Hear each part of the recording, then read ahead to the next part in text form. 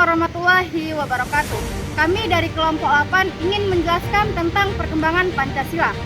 Perkenalkan, nama saya Rifki Ronaldo Tumanggor dengan NIM 25051022. Perkenalkan, nama saya Fadla Izan Safir dengan NIM 2505100255. Perkenalkan, nama saya Alvina Nofrida dengan NIM 2505100253. Perkenalkan, nama saya Safiratul Muna dengan NIM 2505100251. Perkenalkan, nama saya Ahmad Abdul Tompul dengan NIM 2505100256. Terima kasih. Pancasila sebagai dasar negara Indonesia telah mengalami beberapa perkembangan yang signifikan. Sejak pertama kali diperkenalkan oleh Soekarno pada tanggal 1 Juni 1945. Berikut adalah beberapa tahap perkembangan Pancasila. Kemerdekaan 1945 sampai 1950. Pancasila menjadi landasan bagi para pemimpin kemerdekaan dalam membentuk negara Indonesia. Nilai-nilai Pancasila tercermin dalam semangat persatuan dan keberagaman. Era Orde Lama pada tahun 1950 sampai 1965. Pancasila menjadi dasar ideologi negara, namun mengalami penyimpangan dalam implementasinya. Soekarno memperkenalkan konsep demokrasi terpimpin yang memadukan prinsip demokrasi dengan kepemimpinan yang kuat. Pada era Orde Lama, Pancasila menjadi dasar ideologi negara, namun mengalami penyimpangan dalam implementasinya. Era Orde Baru yaitu pada tahun 1966 sampai 1998. Pancasila dijadikan sebagai alat politik untuk memperkuat otoritas pemerintah. Soeharto memperkenalkan konsep Pancasila sebagai dasar awal yang menekankan pentingnya ketertiban dan stabilitas politik. Pada era Orde Baru, Pancasila dijadikan sebagai alat politik untuk memperkuat otoritas pemerintahan. Era Reformasi pada tahun 1998 sampai saat ini, Pancasila kembali menjadi dasar ideologi negara yang demokrasi dan menghormati asasi manusia. Pemerintah dan masyarakat bekerja sama untuk memastikan bahwa nilai-nilai Pancasila tetap relevan dan efektif dalam memadu kehidupan berbangsa dan negara. 1. Masa perintisan gagasan. Sebelum kemerdekaan, bangsa Indonesia sudah mulai mencari dasar yang dapat menyatukan seluruh elemen masyarakat yang majemuk. Pada masa kolonial, muncul berbagai organisasi pergerakan nasional seperti Budi Utomo, Serikat Islam, dan Industri Partit. Meskipun memiliki latar belakang yang berbeda, semua organisasi ini memiliki cita-cita yang sama, yaitu kemerdekaan dan persatuan bangsa. Momentum penting terjadi pada Sumpah Pemuda tahun 1928, di mana para pemuda berikrar satu nusa, satu bangsa, dan satu bahasa, yaitu Indonesia. Masa perumusan Pancasila 1945. Perumusan Pancasila dimulai ketika BPUPKI Badan Penyelidikan Usaha-Usaha Persiapan Kemerdekaan Indonesia dibentuk oleh pemerintah Jepang pada 29 April 1945. BPUPKI bertugas merancang dasar negara dan persiapan kemerdekaan Indonesia. Dalam sidang pertamanya, beberapa tokoh nasional menyampaikan gagasan tentang dasar negara.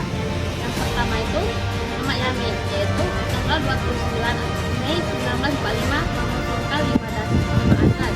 Yang pertama, peri kebangsaan, yang kedua, peri kemanusiaan, yang ketiga, peri ketuhanan, yang keempat, peri kerakyatan, dan terakhir, kesejahteraan rakyat.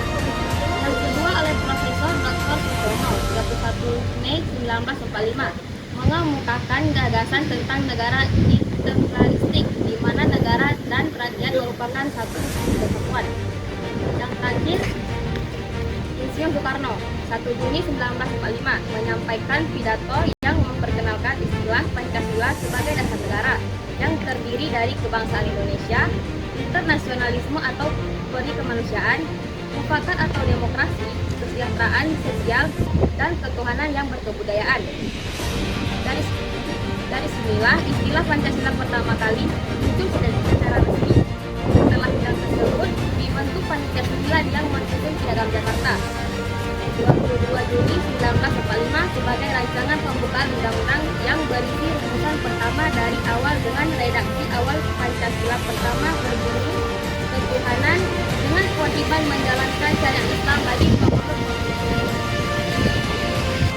Masa Orde Baru dari 1966 sampai 1998. Dalam peristiwa G13 PKI tahun 1990, muncul pemerintahan Orde Baru di bawah Presiden Soeharto.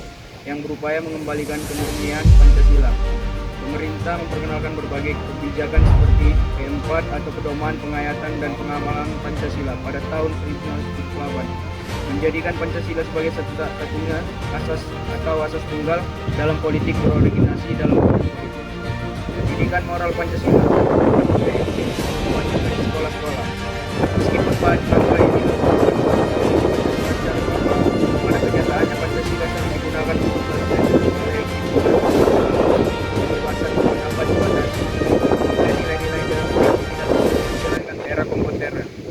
Salah satunya rezim Orde Baru pada tahun 1998, bangsa Indonesia memasuki masa reformasi yang menekankan demokrasi, keterbukaan, dan supremasi hukum.